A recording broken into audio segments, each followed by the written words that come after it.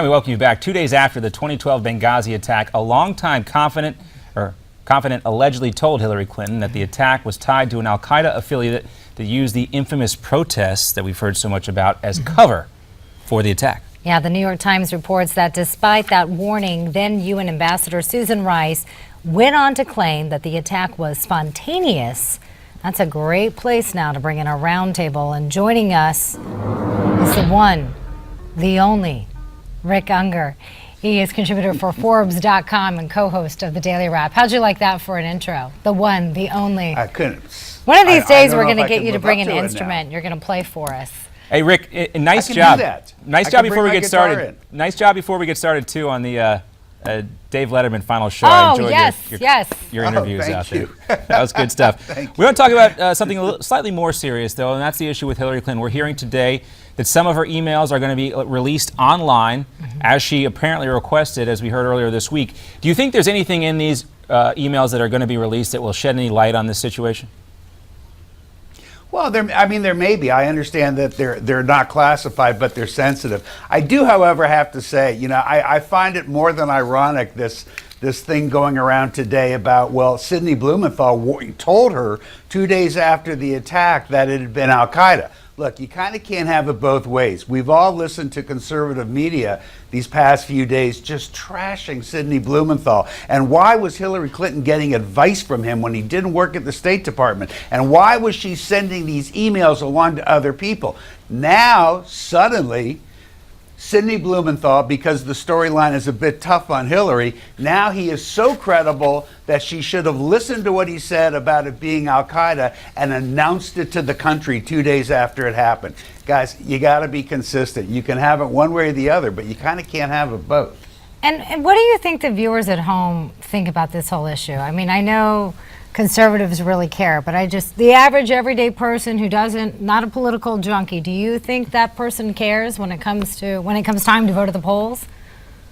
I think they care about Benghazi. I really do. Yeah. And I think that Hillary's certainly going to have to put on a heck of a good performance when she testifies. But look, those of us who have spent a fair amount of time researching Benghazi with an open mind, I think a lot of us, if not all of us, have come to the conclusion that there were things being done in Benghazi that our government simply couldn't talk about. And that is a big part of this. And we believe that the people in Congress, even those who are conducting these investigations, they know what was going on there. And that's what makes this all slightly offensive. Members of Congress at the very highest levels knew what was going on in Benghazi. And you know what? These things should happen, and they should happen in secret, and the government shouldn't tell us everything that might be happening of a secret nature. So it's kind of been used, in my estimation, as a political whipping tool. Unfortunate, but that's life in America today. Well, Rick, when you look at the case of Sidney Blumenthal, that's exactly what I wonder here. When you're bringing up these kind of tertiary characters to the narrative of this story here, where are we really going now? And we're hearing reports that Huma Abedin is going to be called before the Benghazi Select Committee. And, talking to somebody who was actually there, Chris Peranto, on the night of the attack, he believes there is a actual effort in Washington to put on this sort of sideshow with the Benghazi committee and say, look at this, we're going to have these people testify, but not really get to the bottom of what happened, because as you mentioned, maybe the American people don't really want to know. Well, it's interesting, that you chose Chris. I know Chris Peranto, really cool guy. Tonto's just the best. And when you talk to those guys who were there and who wrote the book and the whole thing that we all know about, they are very careful still in what they say about what was happening there. Chris is right. This is all about creating a political sideshow going into an election year. Look, we can all, reasonable people can decide whether Americans should know what was really happening in Benghazi. It's not unreasonable that there be investigations as to whether or not the State Department, CIA, or any other branch acted properly in the circumstances. That's fair game. It is. Right. But of course it's a sideshow. Well, and I think the image that is always going to stick in my mind is her becoming so frazzled. Yeah, and saying, what difference does just it make? Think ahead. It's like she was angry, and it seemed like she didn't have control of the situation. Let's look ahead, and let's just say that Hillary Clinton, either in the Democratic primaries or in the presidential elections, what do you guys think she'll take more questions about, Benghazi or her vote on Iraq? I think Benghazi. What do you think, Rick? Yeah, I do too. Yeah, I think, her vote on Iraq is ancient history. She's already copped to it being a mistake. I don't see any benefit in beating that dead horse. I think, I agree, it's going to be Benghazi. All right, I don't know. It depends. If it's Jeb who is the nominee, I think we'll see an interesting back and forth. Because she's going to base a lot of her experience and tell people, look at everything I did as Secretary of State. And then, of course, that's going to open the door for, well, yeah, let's You mean look at Mohammed that. Morsi? But I got to tell you, most people I don't think are going to blame. Jeb kind of stumbled a bit last week, obviously, but why would I blame Jeb Bush for Iraq? He had nothing to do As with he it. said, Right. He's not his brother. He's my name him. is Bush. Sue me. Basically, that's what he said. Rick, come back. Yeah. We're going to play Real or Fake. I know you love it. We're back with more right after this.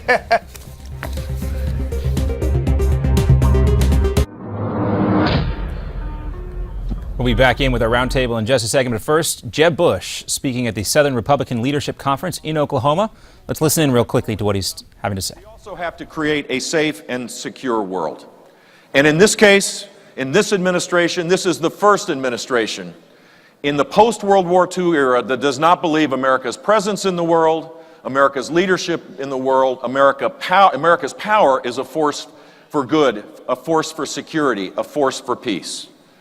With all due respect, Mr. President, you're just wrong on this one. You're totally wrong. America's force leading from behind is not a foreign policy.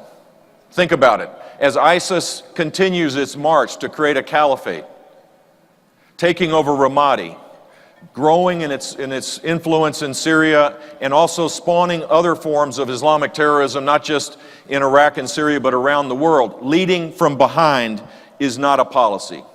In fact, I would say we now see what happens when we lead from behind. We leave behind our credibility. We leave behind our blood and treasure. We leave behind security. We leave behind peace. If we're going to be serious to create prosperity at home, we need to re-engage with the rest of the world. We have to do it in a way that is the tried and true way. The way that people know around the world, that our friends know that we're not just here this week or next, that we're in it for the long haul, and our enemies need to twitch a little bit. They need to fear us a little bit. That's how you bring security and peace in the world. All right, there you have Jeb Bush speaking in Oklahoma today at the Southern Republican Leadership Conference, talking about America's role in the world, contrary to what President Obama believes that role should be. We'll continue to check in with that throughout the day. A lot of big speeches coming up there. I believe Ted Cruz, or maybe it was Rick Perry who spoke yesterday, but the full coverage, folks can check out Newsmax.com. We'll continue our roundtable now, and we're going to do something a little bit differently now. We're going to bring in Larry Elder, radio host and author of Dear Father, Dear Son, 2 Lives, 8 Hours. Also, we have Rick Ungar sticking around with us. You guys ready to battle it out? Ready to go. All right. Okay, I'm going after. Larry, I hear you beat me last round.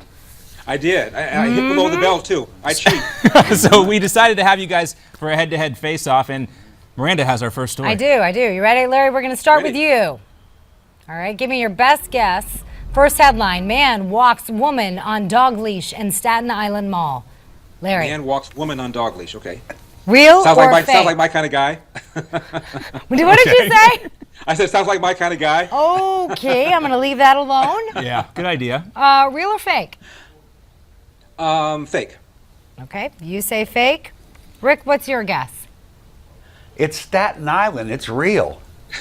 Rick They says have local advantage there. real. being from New York. Okay, yeah, it I'm might gonna be. get so much trouble. It was Sorry to real? break it to you, Larry. Maybe you should move to Staten Island.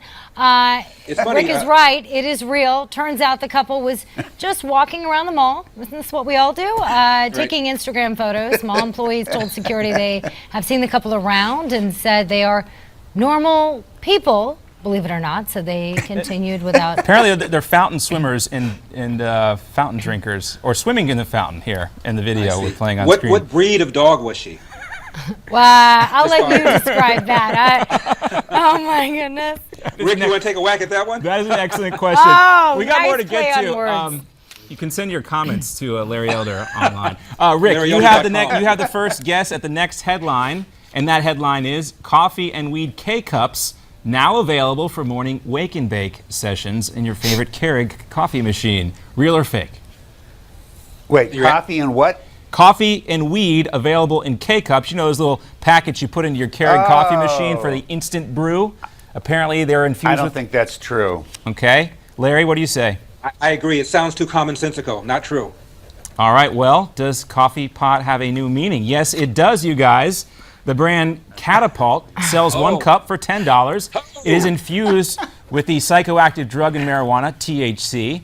It's said to give non-jittery, energetic highs to the drinkers. So there you go. There you And go. here I thought it was too good to be true. What a Yeah, wonderful world we right? Okay, live in. so both of you lost on that one so far. Rick is in the lead. I'm still up one. You're Yes. still up one. All right, Larry, you ready for this next one?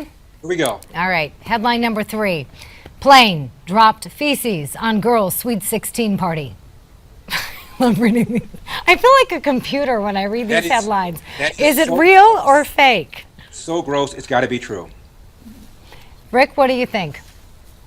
What did Larry say? I can't hear him. Like I said, it's so gross, it's got to be true. Gross but true, he says. Rick, what do you say? Yeah, I'm with him. Gross but true. Ding, ding, ding. Throw an award for the worst 16 party ever. I think this one takes the cake. Yes, this happened in Pennsylvania, and it is real. The party tent took the largest load that fell. Yeah, you said that. I did. Oh, gosh. But the poor family. Ah. Fridays at Newsmax. Yeah, baby. Yeah, just We going gotta wrap down it the up, toilet guys. right there. Anything on Okay. my parade. All right. I'm coming down to Florida for the weekend. You guys are in just too We're good having of a fun. mood. Maybe See? we got into those K-cups. I can after see all. that. All right. Oh, what? Oh, we gotta say the winner. Okay, that's all the time we have. The winner is Rick. Ding, ding, ding, ding, ding. All right, we're back with more serious stuff.